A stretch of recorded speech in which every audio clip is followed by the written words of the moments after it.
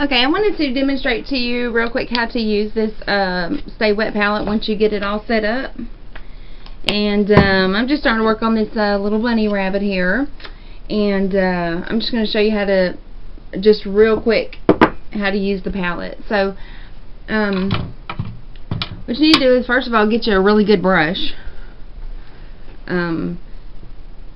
If you get a brush that, from the Walmart section and the kids' crafts, you are not going to achieve the same look as if you go and get you, my favorite brushes are a low Cornell, but I know that Sharp makes a really good brush, and I also have a few Royal and Langnickel Masters, or Royal Majestics, that are really good brushes as well. Also, another helpful tool to have in your studio is also Viva paper towels. And I've also noticed that they need to be just the white ones. The Viva paper towels that have the designs on them, for some reason they just aren't the same. I don't know what the difference is, but they're just not the same. But you need to have a good brush, a good paper towel, and a nice moist palette. So what we're going to do is go ahead and get your brush wet, tap it on both sides, and always make sure that you don't have any water collecting up here on this, because that will just run right down and ruin your day. So we're going to go ahead and dip this in, and I prefer a flat shader. I know others like to use angular shaders, but I just use this right here is a 1/2 inch glaze wash brush. I call it a flat shader. Anyway, what you want to do is just load about half of it to 3/4. How it really depends on how much you load on there as to how big the surface is, or the area is that you're shading or highlighting. So with this rabbit, I'm going to use about halfway through. And what you want to do is you just want to just draw it out on your paper here a little bit, and go up and down, back and forth. And you want it to look on your palette the way you want it to look on your project. So once you achieve that look, then you go ahead and bring it over, and I'm just going to shade right here in his ear, like that.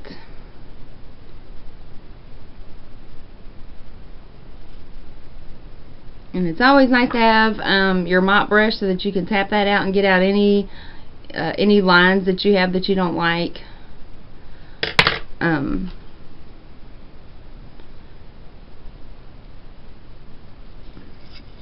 And here, we'll do this one here.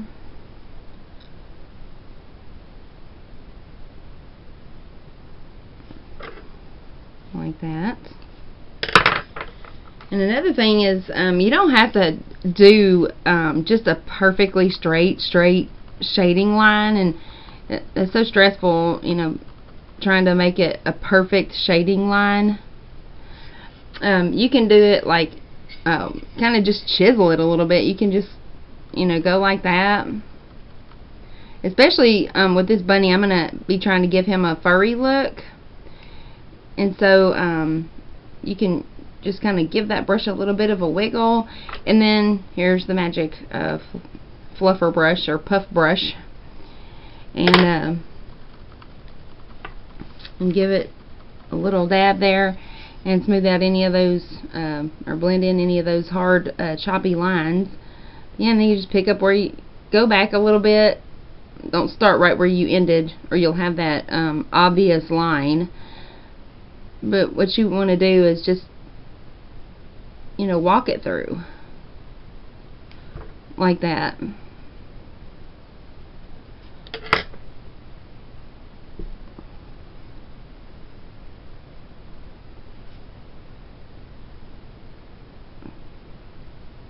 Anyway, I'm going to have to paint over that because that should have been a highlight there, not a shading.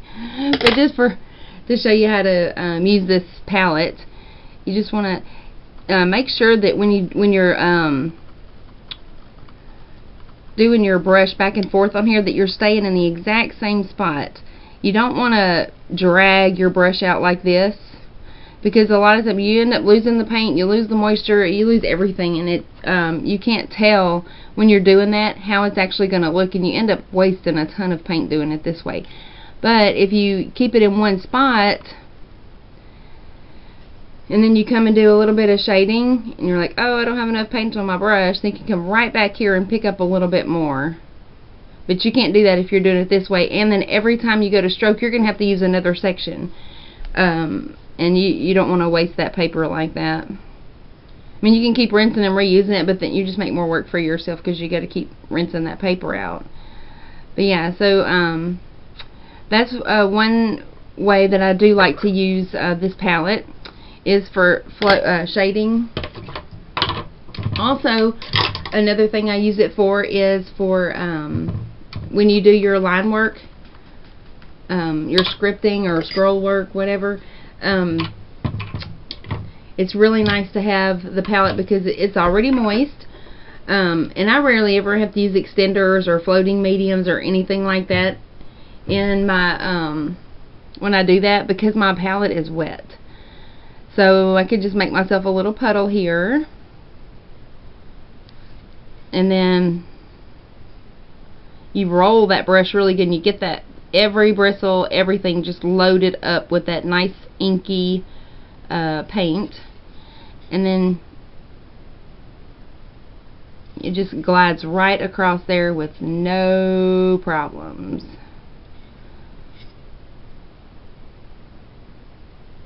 But anyway,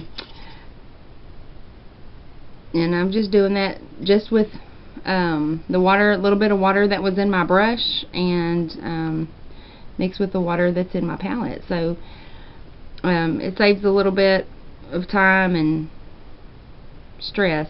So anyway, that is how to use a palette. And if you have any other questions, hook up with me on Facebook. Thanks.